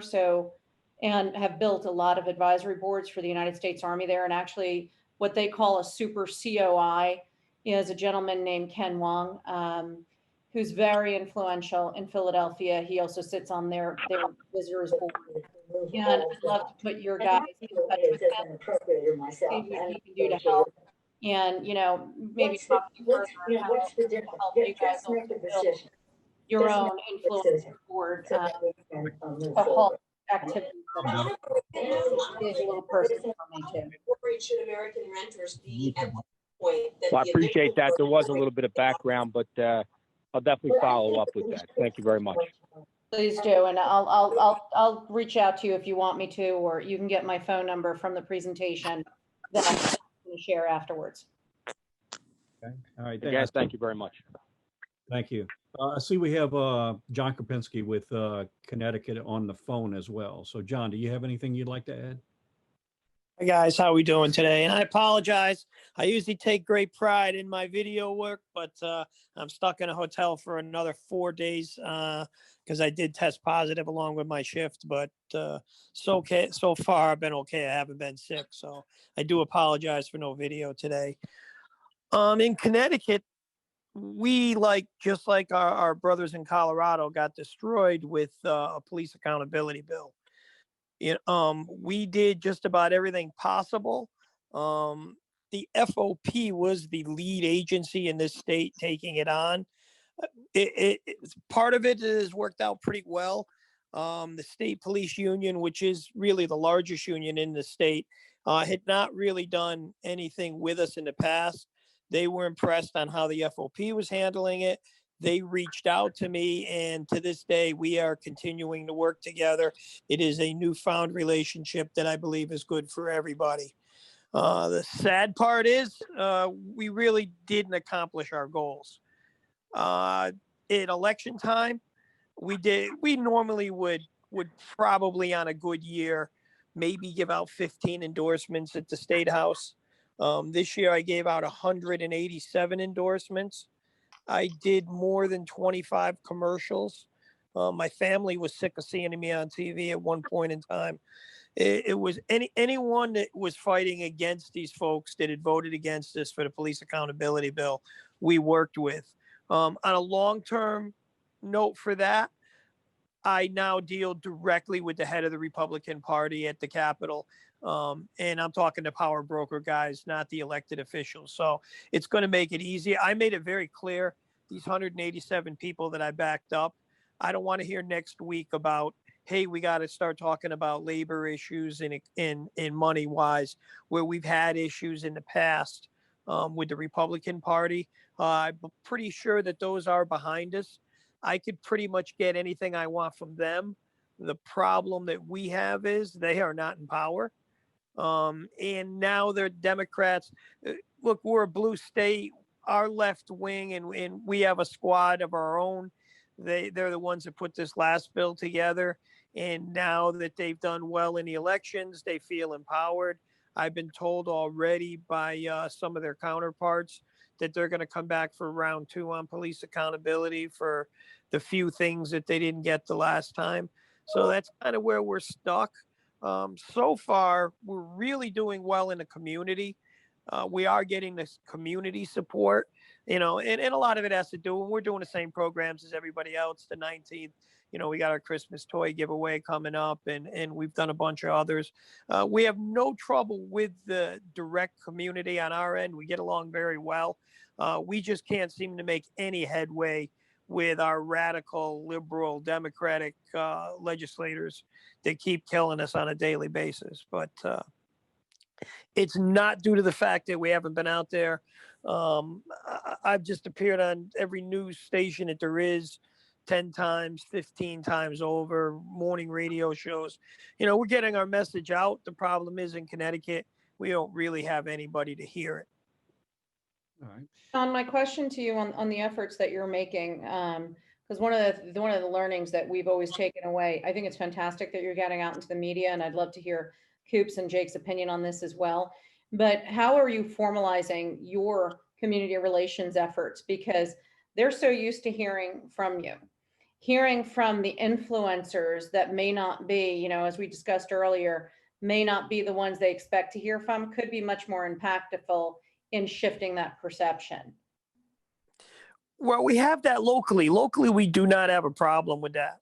The problem becomes really is a statewide as a whole.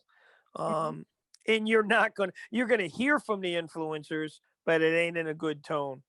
Right, but that's why that's so important to build that influencer board and program, because that is what really is going to change the perception and shift your public affairs efforts. Well, the problem that we have is, like I say, we have our own squad. They're basically 5 people in the state legislature, all sit on the state's minority caucus. And look, there isn't anything you're going to do to change them in their word. We push them as much as we can. We have some of our local people, but they have just disregarded anything that, whether it's the public, the police, or anybody else have to say. They have their own agenda. And I'll be quite honest with you, I have no idea how we would ever change their agenda. They're just as radical as could be. There are organizations, and you and I could have a sidebar conversation, because I know we spoke when I was down in Jacksonville. There are organizations where you could build that influencer program and you can shift that. We did that with Army, with many people that they thought they'd never be able to speak to either. I mean, it would be like having Ilhan Omar decide tomorrow she wants to sing the Star Spangled Banner. These people that we're dealing with, they are just as far left as left could be. I know I'm New York City, so I know, and I mean, know exactly how to work around those folks. Listen, I'd love to, and we're going to continue our efforts, and we've invested in monies and studios, and I have available to me a complete studio now, which is great. We push out messages and agendas all the time, but I really have no hope of changing our state squad at all. I don't see it happening. Maybe not the state squad, but you certainly can influence communities. By creating those that panel of influencers within the lodge, within the state itself, those dialogues you might not change some people in the state legislature, but you certainly can create an army of people who carry our message as well. So I think it's definitely something of value there. I know that Rick Shaler is on the phone, and he has a small window to be able to talk. So we'll come back and talk about that some more, John, after. But I'd like to try and get Rich in. I'm good, Pat. I mean, that's about all I got. So we can move on. Feel better, John. Hey, everybody. I'm not sure if you can hear me. Yes, we can hear you. You're good to go. Okay, great. All right. So first thing I would like to say is, being in Massachusetts, I was able to see some of what John was doing down in Connecticut, and they really did do a great job. He was all over media, saw him everywhere. I was already sick of him, so it didn't really help. But, in Massachusetts, we're kind of in a similar situation as a lot of you. We are completely controlled by Democrats, with the exception of our governor. We have a tendency in the state to do that. If we try to keep a Republican governor, keep some balance, but it's not working in our favor this time. Charlie Baker was our good friend when things started off. We endorsed him about a few months ago. Well, not a few months ago now, maybe half a year. They filed a police reform bill, much like they have in Colorado and everywhere else. I'm sure it's part of a national plan. The issue we had was we had been working in a coalition with other police groups. Some of those police groups were working behind the scenes with the governor for their own benefit. So we kind of got our legs cut out from under us, and surprised by the bill. They dropped it right in the middle of all of the anti-police rhetoric throughout the country. So it gained steam very easily and very quickly, and was very hard to combat. We did have some state reps and senators come to our aid and help us, very few. But we kept them as allies. We worked as keeping them as allies, and actually put out a few newspaper ads thanking them specifically by name, showing up, endorsing them, going to their rallies, because we know we needed to keep them on our side. And it did work to a degree, because they helped us make the bill not veto proof. So the governor would have the ability to veto it. Unfortunately for us, he is sending it back with amendments. And the latest word I just got while I was on this call is that it's still not very good for us. He did not make the changes we would have wished. So we're going to be up against it here. As far as the FOP here, I don't want to say we're the little dog, but we're the littler of the dogs and growing. So we have tied our wagon to some other police groups here in the state. And for the most part, that's worked out okay. But I find, and we have found, that they are out for themselves, just as cops will tend to do. So I think we're going to need at some point to be our own entity, speak only for ourselves. It's just the limitations of money and, quite frankly, membership still at this point. We draw heavily from the national. I work most of the social media for us. I'm still pretty new at it. I got a good handle on Facebook, but the others, not so much. I just tie the messages together. The one thing I have noticed is the more I put up, the less interactions we get. I think it's just fatigue. So I try to put up very limited messages, and I believe it was Delaware that said it. We have gotten away from, or Maryland, I'm sorry. We've gotten away from the more politically charged posts. It was great because it drove a lot of interaction, and it actually got us a lot more followers to our page, but it also, I think, drew more negative as well. And the level of conversation is not the message we're trying to get out there. We're trying to be more inclusive and not as controversial. Yeah. Go ahead. Well, no, I was just going to point out to you, Rich, you've heard me say this before, if you want me to stand on top of the desk and jump up and down and yell at people and punch them in the throat, I can do that. It would feel real good, but this is one we need to be viewed as that constructive path forward. So, you're right. We need to be very measured in what our posts are. Throwing fuel on a fire doesn't give us the opportunity to curse the flames we create. So we need to focus on that positive path forward. And so your point's well taken. Yeah, I mean, I'm obviously taking the lead also from national. Anything you guys, put up of a positive nature, I try to share. But like I said, I have to be measured, because you guys sometimes will put 3-4 things up, right in a row. I know that if I do that, I'm gonna lose the attention of the followers to the page. We only have about 8,000 followers at this point. So I have to be very measured in what I put out there. And I'm trying to get more local stuff, but sadly here we're just it's an extremely liberal state. There is a good group of people that, the Back the Blue people, that are out there and very active on social media, and they're out there in front of the police stations having rallies, which is great. But of course, in a liberal state, that's just been painted as, oh, they're Trump supporters and they're racist. So same thing. I have to be very measured in how we share that, how we support it. Yeah. All right. I see Everett from Alabama, the president of Alabama, Everett Johnson. Would you like to share anything? Hey, Brother Yost, thank you. We're, knock on wood, we're fortunate here. We've got a legislature that's very pro-police. We've been able to reach out and make those connections. Matter of fact, the Speaker of the House is a member of one of the lodges up in North Alabama. So, as far as the anti-police stuff in the legislative session, we feel like that's not going to take any traction and get a hold of. Obviously, we're watching that. On a PR side, our local lodges stay active in the community, working, like many of y'all mentioned of the Christmas programs with providing toys and things for children and reaching out. One of our local members here is, it seems like every weekend he's got some kind of event going on helping his community. And that's something that we need to obviously take a part in. On a state level, we have a very good relationship with our children's hospital. We participate in a lot of programs with it, to include, that's part of our charitable giving, and then programs that they push for child abuse victims and things like that. We're actively engaged in that. I missed some of this conversation, and I want to go back obviously and watch some of this. I had some phone calls that I had to take for work, but I feel like we're not having to face those struggles that a lot of these other states are, and for that my heart yearns for you.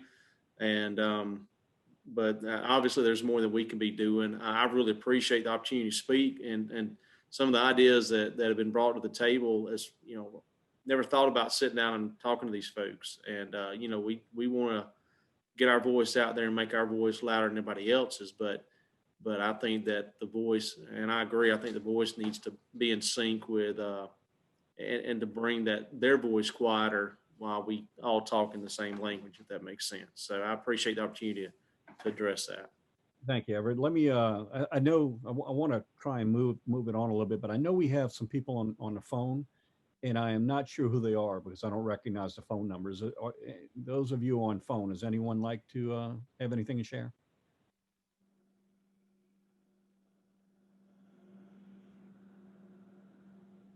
Okay, let me go back to, those first line topics. I think probably what we need to do is these are all great programs. These are all great things we do in our community. But not necessarily, I think, what we're trying to convey here. What we're conveying here is continue to do those things that build that humanize us in our communities, but building those influencers is almost like a separate path, and one complements the other. Building those influencers are to come up with a good, solid agenda of maybe a 1 hour meeting of what you're going to cover in that meeting. Talk about the positive things that you're doing. That's part of what we need to convey. But also what we want to do is hear listening too. If we're going to bring the influencers in, we got two opportunities here. One, to hear what they have to say to help us calibrate what our beliefs are, and two, for them to hear what we have to say to calibrate their beliefs. So what I'd like to do is take this last part of this discussion and do two things. I asked Monique to come back and talk just briefly about how do you initiate distinguishing the difference between the programs we do in a community and how we create that meeting, that board of influencers within our communities, who they should be. Just to wrap up, I know you talked about this some already, and then what I'd like to come back with is with Coops and also with Jake, if you could talk about the dynamics that have changed in the national landscape when it comes to media coverage, how the industry has evolved, and how we need to recognize what it is, and how that evolution as a local approach of 2,188 lodges across this country afford us an opportunity to maybe change that narrative. So Monique, let's go ahead and start with you. So I think, to Pat's point, I think that the programs that you're doing within the community are excellent. Here in New York, I've been able to, partake in some of those programs growing up, especially when it comes to sports. The one thing that's important, because I'm hearing you all, and the common thread I hear in all is you need to formalize these programs. So to take some of those existing partners, you already have some of those COIs, those centers of influence, for you to create that influencer board. And you need to handpick and say, okay, I've got, Joan Smith here, I've got Rolanda over here, I have Nikki Ray's over here. So let me start putting this list together. And then you need to go and take a look at those organizations that you don't have, or you may have some contact with, whether it be the Local Y, 100 Black Men, the NAACP, the Steve Harvey Foundation, look at local chapters of the Deltas. I can't speak more highly of the Deltas. These are very influential women, some of them that lead diversity inclusion in some of the biggest corporations in this country. Some of them also who have like military backgrounds or spouses with military backgrounds that will really align with your core beliefs. And from there, you create the outreach to those individuals. You try and see their interest and pique their interest in coming to a cultivation meeting. And at that meeting in itself, once you set a date for it, and this is outlined in the toolkit as well, and I'm more than happy to speak further with you guys offline on this. Once you have that date, you don't even need to provide a lunch or a meal. It is not an expensive task because I know everyone's got limited budgets. You just provide coffee and cake. It can be at the end of the business day where you provide them with coffee and they come in and meet. And you open up by talking about your commonalities. You have a strong agenda, but you must address the issues with them that you wish to address within the communities so that you can continuously work together. Through that cultivation meeting, you'll be able to identify with your team who are the folks that are serious that are going to partake in this. And from that, they will commit to coming to your next meeting. And then you create in the beginning meetings that are closely put together, perhaps once a month to get your program up. And through that process, you're now formalizing your COI, your own individual COI advisory board. And through that, you will build those relationships and they will be speaking to the press on your behalf or alongside of you. Because think about it, I can sit here and tell you guys I'm great at what I do, but if I get a 3-star general that ran a sessions command for the United States Army and 10 of his officers saying Monique is great at what she does, what's going to be more impactful? So that is the process of what you need to do. And that in of itself marries up to your media relations and marries up to your public affairs efforts. That's how you will change the negative legislation and the negative perception going on within your states. Monique, David Stevens brought up a point earlier in the comment section. I don't know if everyone saw it. This really isn't a one shot. In order to build this relationship, it has to be long term and it has to, sustainable. I guess the best analogy I can give is what we're talking about is not running a sprint; it's running a marathon.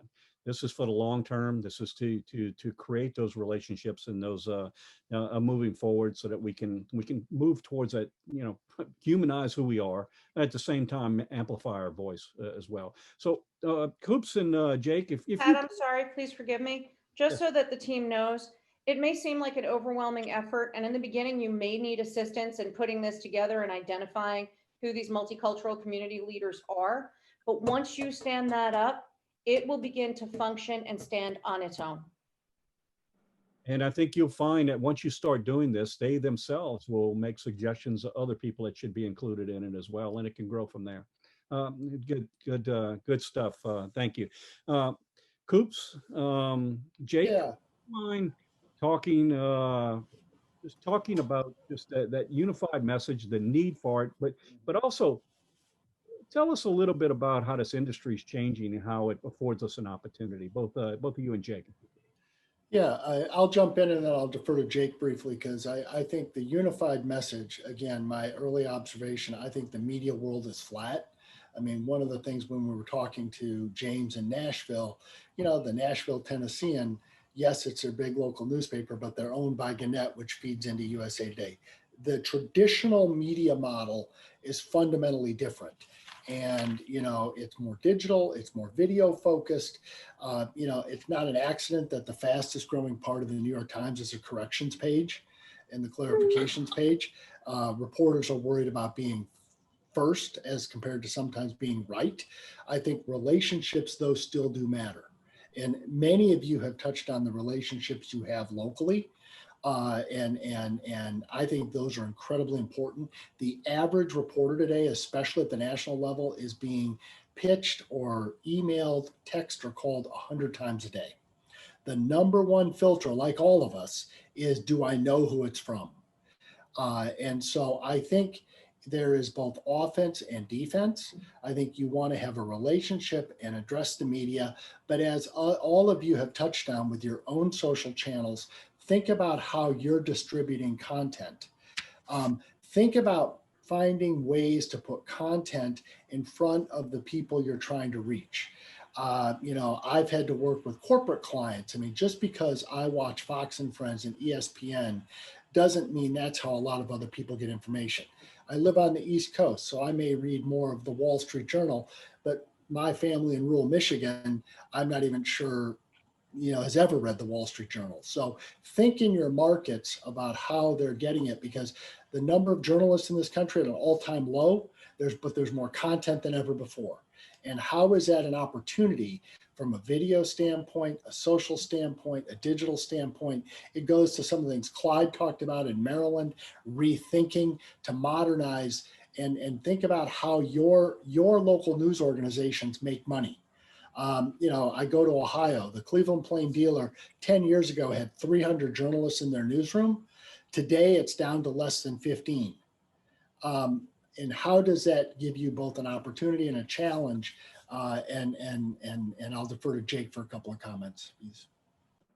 Well, that's a great way to put it, the opportunity and a challenge. You have all these chances now. There's no excuse, and I know a lot of you listening and watching do this anyway, not to put out your own content, not to put out, even if it's just a news conference, so that it's, that it's not going to be edited unfairly and things like that. But first thing I want to make the huge point, and I know it's been referred to earlier, video. I know Clyde's on from Baltimore area, and I don't know how he felt about that Kim Klacik video where she was walking the streets of Baltimore. Whether you like that video or not, it had a tremendous, it was one of the most shared videos of the year, and it's still getting shared. It's a huge impact, and that's something along the lines that you have to start thinking about. And then you had Rich making a point that you had great engagement when they were doing the political stuff, and it was too controversial and it brought up too many negative things. And I totally agree. You don't want to have partisan political arguments, especially when some of us are dealing with one party and another. It's very difficult. But I will advise you very clearly, this is where we are now, the landscape now. Whereas we do still have a lot of newspapers and a lot of local news stations, and they all present opportunities, including your own social media feeds and your own websites that you can start. In a lot of ways, when it comes to the projection of stories and whether it's really going to be seen or not, we really only have a couple of publishers, quote, publishers in the country right now. It's Google through their search engine and their control of YouTube, and it's Twitter and Facebook. And we have to understand, what are their models? What is their artificial intelligence looking for to spread things around? And unfortunately, one of the things they really look for is controversy. If you're wondering why you've lost friends because of social media over the last 10 years, it's because they're 9 times more likely to see the angry posts that you put up there because of the AI, because of the artificial intelligence programs. They're not seeing the nice posts of your family. They're not seeing the food pictures. They're seeing the controversy. The good news about that is it doesn't have to be hate-filled or making enemies. It just has to be some sort of drama involved. In other words, you could just be like, well, this was a problem we had in this community. You don't have to demonize anybody for who's responsible for it. And here's how we fixed it. So there's got to be some kind of drama in the video, some kind of visual, almost train wreck stuff, even if it has a happy ending. And we would want it to have that. So you don't have to end up demonizing people and making new enemies, even as you're making new friends. So it's important to remember what Gary said. There's not a lot of journalists out there. They're going to be dying for your content, but at the same time, understand what content is going to get through the final arbiter. The final judges in the world right now, sadly, are really Google and Facebook and Twitter. They're the ones deciding whether more people than less are going to see it for the most part. Sometimes they can be beaten, but for the most part, they have that tremendous control. And there are ways to go around, and not to go around, but work with that model that we all have to be prepared for. Believe me, the New York Times, Wall Street Journal, one of the reasons why they're on their knees to Google and Facebook and working very hard with them is because they know in the end, no matter how great their newspapers are or television stations are, if they get shadow banned or de-emphasized by those online powers that be, they'll be lost. So that's just one thing we have to remember about the landscape right now. It's really changed, opportunities, but also challenges. And Jake, I'll add to that as well, because in a previous life, I actually ran a newspaper. And I can tell you this, especially when you come to the smaller markets, they as you mentioned, and Coops had mentioned about the downsizing of newspapers across the country, and not just newspapers, but also in the video world as well. That anything you can do to make their job easier is more likely going to give you some space where otherwise you would not get it. They're overworked to start with. Building that trust, building that relationship, and building content are 3 things that are going to get your message across. if we do it properly. So I appreciate all of your feedback. So I think we're hitting at 2 hours, which is a lot longer than I thought it would be, and I appreciate everybody's attention. But let me just start wrapping this up and tell you that this is kind of our mantra. This is the whole basis of the toolkit that we contracted with Shadwell to put this together for us. We want to create an army. We want to create an army. 2,188 lodges across this country, all engaged in having these community advisory groups, and at the same time becoming part of the dialogue at the local media markets to try and drive it moving upward. You're playing offense. We're playing defense. And together we can definitely have an opportunity to move it. But remember this, National FOP is working to bring effective, balanced, and fair improvement to policing in America. When citizens don't feel safe around police, we must rebuild community trust. We will talk to anyone interested in solving these complex policy issues. At the same time, we will not violate two important basic principles. Reform cannot harm the public or the officers that are charged with protecting our community. So as long as it fits within that mantra, that's what we believe in, and that's where we are. So I'm going to go ahead and start myself and wrap this up and tell you that we have a tremendous opportunity here. That opportunity is to change this narrative because we work together with that one voice. We're clearly setting the pace now. Our credibility is there, looking at the amount of coverage that we've already received to this point. So what we need to do is we need to be part of that. Remember, one, recognize opportunities, and two, be part of that path forward. I've always said that I'd rather light a candle rather than curse the darkness. And here we are. We have an opportunity right now to do just that, to light a path forward and be the leaders in this anti-police movement. And cooler heads will prevail. So with that, let me go down a list. Jessica, do you have anything you'd like to wrap up? Last final word? Sure. Just in regards to public affairs, just from what I've heard from some of the people on the call, of course, those relationships with your legislators are extremely important, and you want to continue to build those and maintain those. But really piggybacking off of what Monique has stressed, those legislators are only there because of their voters in the communities that you serve. So building those community relations and those community partnerships with those COIs and those influential members is really going to be a way to change the perception or the hearts and minds of the constituents who go to the voting polls and vote those legislators in. And also to piggyback off of what Coop, Jake, and Pat mentioned about the local media landscape, these newsrooms, these local newsrooms, they're getting smaller and smaller by the minute. So if you can adapt that mentality for your own lodge to be your own personal newsroom, pushing out all of that content, make it as easy as possible for reporters to just take your story and run with it, I think is a way to really start. And just thanks for everything that you all do, and keep the good fight. Okay. Monique, you're up next. Do you have any final words? Yeah, first off, I want to thank everyone again. I learn a lot from you as well, which makes me think further on strategy.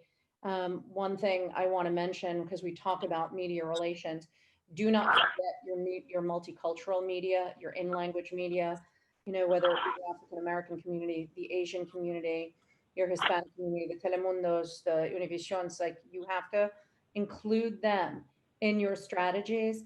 They are low-hanging fruit, and they have far reach, especially within the Hispanic, African-American, and Asian communities. And they are always looking for content, and quite often will publish your content, whether video, written, television, as you give it to them. It will give you greater control. So don't leave those out. And thank you so much for everything that you all do, because I deeply appreciate it. I have backed the Blues since I was little, because if not, my father said he would kick my butt. And he was a World War II vet, so I believed him. If I can help you in any way, please, my contact information is here. Please reach out to me, and I'm very grateful for all of you. Thank you. Okay. Coops, final words? I think we've touched on a tremendous amount. I would just thank everybody for everything they're already doing, and where we could potentially be additive to the great work. We're staying ready. Hey, and Jake. Just to add one thing is that remember, the police are the canaries in the coal mine of this new media landscape. This isn't just a bad thing that's happened because of the news media landscape to you. It's going to affect the entire country. All the institutions out there can easily fall victim to what you've fallen victim to.